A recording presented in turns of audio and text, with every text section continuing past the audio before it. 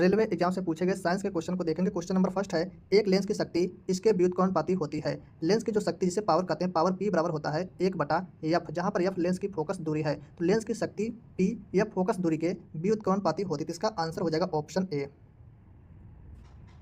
Lens बनाने के लिए निम्नलिखित में से किसका उपयोग नहीं होता है? लेंस बनाने के लिए कांच, पानी और प्लास्टिक इनका उपयोग होता है, मिट्टी का उपयोग नहीं होता है। एक उत्तल लेंस की फोकस लंबाई 25 सेंटीमीटर है। उसकी क्षमता शक्ति आवेश की गणना करें। तो हमसे क्षमता P पूछा, P का मान पूछा। P बराबर होता है 1/f, ये है मीटर में, ठीक है। और यहाँ पर सेंटीमीटर दिया है फोकस दूरी, इसे सेंटीमीटर में चेंज करेंगे तो गुणे 100 कर देंगे। तो P बराबर हो जाएगा 100/f, और f की वैल्यू हम क्या रखेंगे? 25 रख देंगे, नीचे 25 लिखेंगे।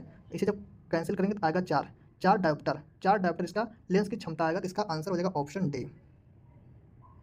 डेयरी में प्रयोग किए जाने वाले दूध से क्रीम को अलग करने की प्रक्रिया कहलाती है। दूध से क्रीम को अलग करने की प्रक्रिया क्या कहते हैं? उसे अपकेंद्रीकरण कहते हैं। हाइपरमेट्रोपिया से पीड़ित लोगों द्वारा किस लेंस का उपयोग किया जाता है? हाइपरमेट्रोपिया कहते हैं दूरदृष्टि दोष, और दूरदृष्टि दोष निवारण के लिए उत्तल लेंस का प्रयोग करते हैं।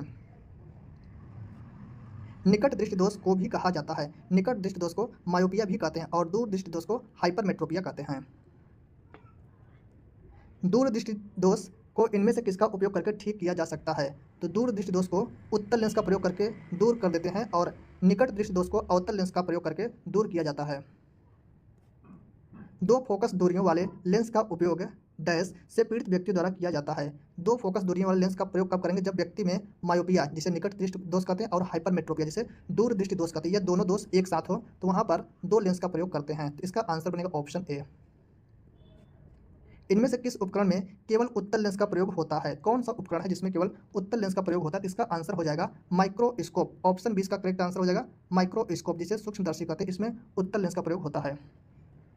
उस परिघटना का क्या नाम है जिसके कारण कांच के प्रिज्म से गुजरते समय श्वेत प्रकाश 7 वर्णों मतलब 7 रंगों में विभाजित हो जाता है? उसे कहते हैं परिक्षेपण। ऑप्शन सी इसका राइट आंसर। निम्नलिखित में से सूर्य के प्रकाश के वर्णक्रम की खोज करने के लिए कांच के प्रिज्म का उपयोग करने वाले पहले वैज्ञानिक कौन थे? तो इसका आंसर हो जाएगा सर आइजैक न्यूटन थे। ऑप्शन डी इसका राइट आंसर। न्यूटन ने गति के 3 नियम दिए हैं। प्रकाश के परिक्षेपण से उत्पन्न रंगों के बैंड को क्या कहते हैं? जो रंगों के बैंड होते हैं उन्हें क्या कहते हैं? तो उन्हें कहते हैं स्पेक्ट्रम कहते हैं। श्रेणी संयोजन मतलब सीरीज में संयोजन प्रत्येक प्रतिरोध से गुजरने वाली धारा है। जब सीरीज संयोजन होता है मतलब जैसे यहाँ पर ये फिगर है सीरीज का, यहाँ पर R1 हो जाएगा, यहाँ पर R2, यहाँ पे R3, तो 3 रेजिस्टेंस लगे हैं। इसमें जो धारा गुजरेगी यहाँ पर भी I एम्पियर होगी, यहाँ पर भी I एम्पियर, यहाँ पर भी I एम्पियर होगी, मतलब धारा एक समान होगी। तो इसका आंसर हो जाएगा सभी प्रतिरोधों में जो धारा होती है ना वो बराबर होती है। तो इसका आंसर हो जाएगा ऑप्शन डी। विद्युत परिपथ कनेक्शन कितने प्रकार के होते हैं? तो 2 प्रकार के होते हैं, सीरीज और समांतर। इसका आंसर हो जाएगा ऑप्शन ए। दो चालक समान दिशा में धारा ले जाने पर, जैसे दो चालक, एक ये हो जाएगा इस दिशा में धारा जा रही है और इसमें भी इसी दिशा में धारा जा रही है, तो इन दोनों के बीच क्या हो जाएगा? आकर्षण हो जाएगा। इन दोनों जो कंडक्टर जो चालक हैं इनके बीच आकर्षण होगा। और अगर एक धारा जैसे एक चालक में इधर धारा जा रही है और एक चालक में इधर, तो इन दोनों के बीच प्रतिकर्षण होगा। लेकिन यहाँ पर क्वेश्चन हमसे पूछा है समान दिशा में धारा ले जाने पर, तो समान दिशा में ले जाने पर हमेशा आकर्षण होगा। तो इसका आंसर हो जाएगा चालक एक दूसरे को आकर्षित करेंगे। ऑप्शन ए इसका राइट आंसर है। निम्नलिखित में से कौन सा विकल्प विद्युत धारा की दिशा का उचित वर्णन करता है? विद्युत धारा की दिशा का उचित वर्णन करता है। इसका राइट आंसर है इलेक्ट्रॉन प्रवाह की दिशा के विपरीत, मतलब विद्युत धारा की दिशा जिधर होती है उसके विपरीत होती है इलेक्ट्रॉन की दिशा। हमारा आंसर बनेगा ऑप्शन बी। किसी चालक में दिए गए विभवांतर भी धारा I प्रतिरोध R के लिए ओम का नियम के रूप में दर्शाया जाता है।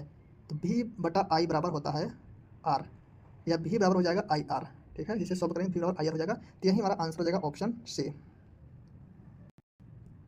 2 ओम के प्रतिरोध वाले 3 प्रतिरोधों के श्रेणी संयोजन का प्रभावी प्रतिरोध निम्नांकित में से कितना होगा? तो सीरीज में जब रेजिस्टेंस जुड़ते हैं तो उनका जो योग होता है डायरेक्टली जोड़ देते हैं। जैसे 2 ओम के कितने प्रतिरोध हैं? 3, तो 2 ओम हो जाएगा +2, इसे कहेंगे सीरीज कनेक्शन। तो 2 2 4 2 6 ओम इसका आंसर हो जाएगा ऑप्शन बी। ये केवल सीरीज में ऐसे जुड़ता है, और अगर पैरेलल हो जाएगा तो यहाँ पर 1/से हो जाएगा, 1/से से R बराबर हो जाएगा 1/R1 + 1/R2, ऐसे होता है। ये पैरेलल कनेक्शन है, और सीरीज वाला होता है डायरेक्ट जुड़ता है। विद्युत प्रतिरोधकता की एसआई इकाई क्या है? प्रतिरोध का मात्रक होता है ओम, और यहाँ पर प्रतिरोधकता पूछा तो इसका आंसर हो जाएगा ohm meter. Option A. Light bulb में रासायनिक रूप से निष्क्रिय गैसों की क्या भूमिका होती है? जो निष्क्रिय जो अक्रिय गैसें होती हैं उनकी भूमिका क्या होती है? तो इसका आंसर हो जाएगा फिलामेंट का जीवन काल बढ़ाना। फिलामेंट का जीवन काल बढ़ाना।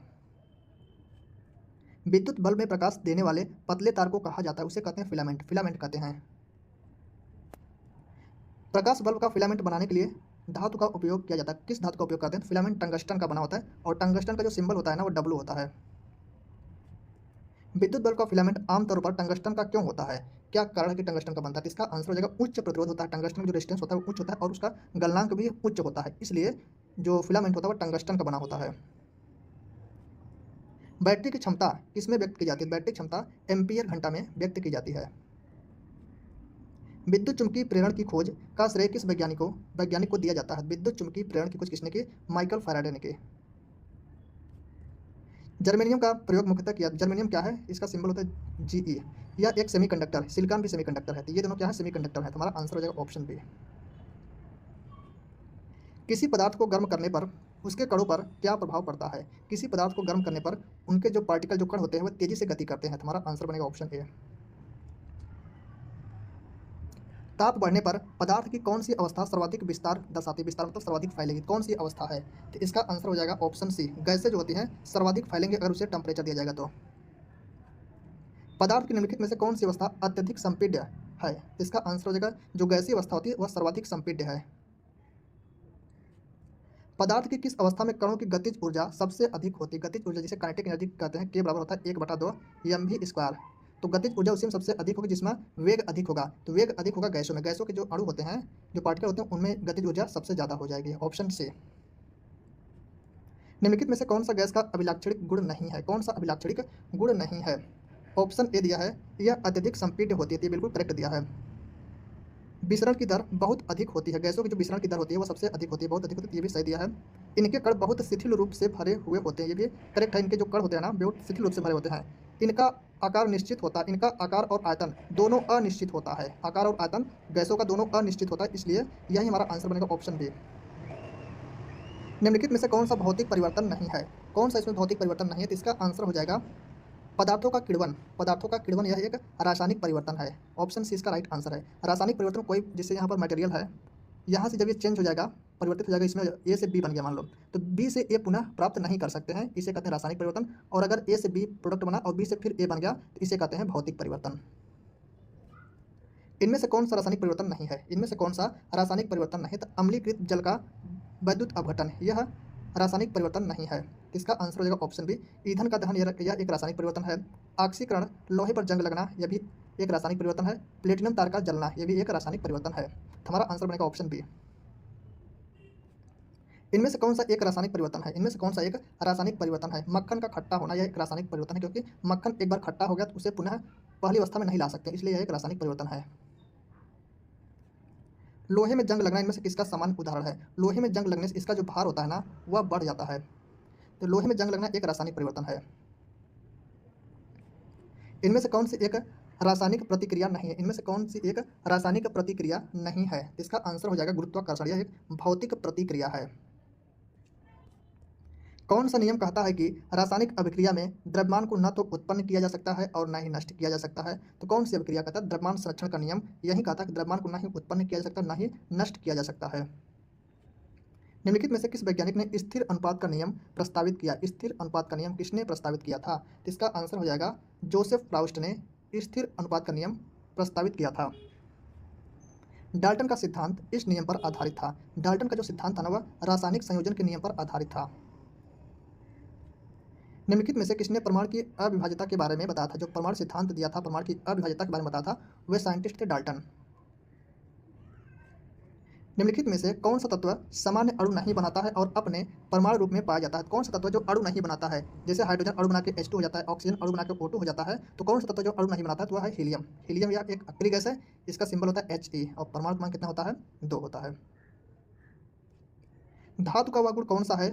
कौन सा है जो ढाला जा सकता है, किसी रूप में ढाला जा सकता है, तो उसे क्या कहते हैं? तो उसे कहते हैं तन्यता। तन्यता इसका करेक्ट आंसर हो जाएगा ऑप्शन सी। धातुओं की पतली चादरों के रूप में परिवर्तित किए जाने की क्षमता को क्या कहते हैं? तो उसे कहते हैं आघात वर्धनीयता।